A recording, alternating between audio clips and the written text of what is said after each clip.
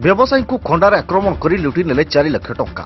नवरंगपुर जिला झरिगां थाना अंतर्गत चचा ग्रामर जड़े व्यवसायी को खंडार आक्रमण कर 4 लाख टंका लुटि नेले दुर्बृत्त।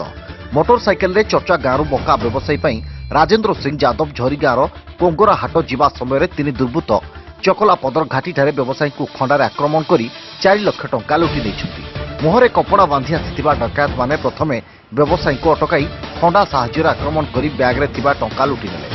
एने झरिगां थाना एतला दैछन्ति व्यवसायी जनक। झरिगां पुलिस तदंत आरंभ करने सह गुरुतर अवस्था व्यवसायी को प्रथमे नवरंगपुर मुख्य डाक्तरखाना भर्ती कर प्राथमिक चिकित्सा कराइथिले। एने पुलिस प्रतिक्रिया मिल पारिना।